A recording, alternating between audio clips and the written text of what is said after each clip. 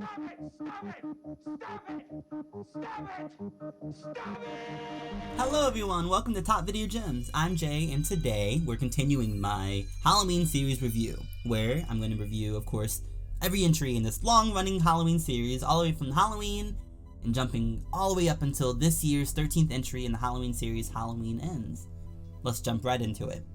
Halloween 3 Season of the Witch is next up, releasing in theaters exactly 1 year after the successful yet critically scolded Halloween 2, the night no one came home. Season of the Witch was released on October 22nd, 1982, and was directed by Tommy Lee Wallace. There's a fun little connection there with Tommy Doyle, Wallace, Lindsay Wallace. I don't know if that was intentional, but that's kinda cool. Fresh off the success of Halloween 2, the studio wanted another sequel, but John Carpenter and Deborah Hill wished for the series to take the anthology route, as they believed there was no more story for Michael to carve out. However, upon release, fans and audiences were perplexed to find out that this third Halloween entry with a number in the title did not include Michael, Laurie, or Haddonfield at all, leading to less than stellar reviews.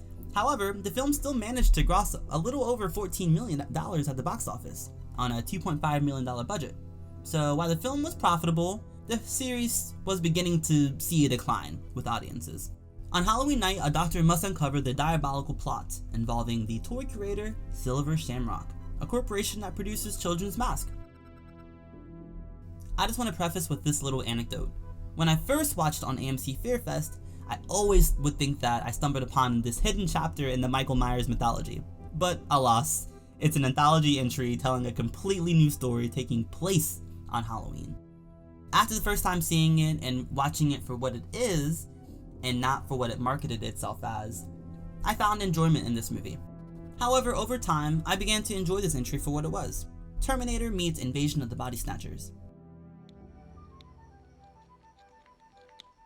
I think this title would have benefited from a dissociation from the Halloween brand, and would have worked as a brand new horror movie and series alone, instead of the confusing title that led many to foolishly believe that this was the third chapter in the Michael Myers saga.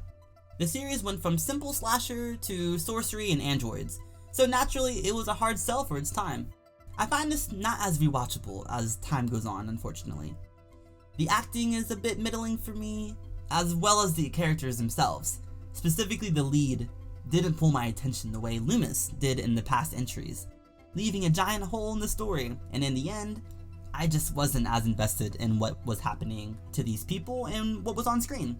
Having said that though, when the gore and carnage is on screen, it's quite nasty and aggressive, and it gives this film some merits for how far it goes.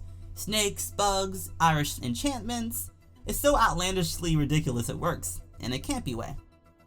The score and the atmosphere also are present here. Technically, this movie is an 80s charmer that has a lot going for it. It's just about what you're looking to get out of a movie like this.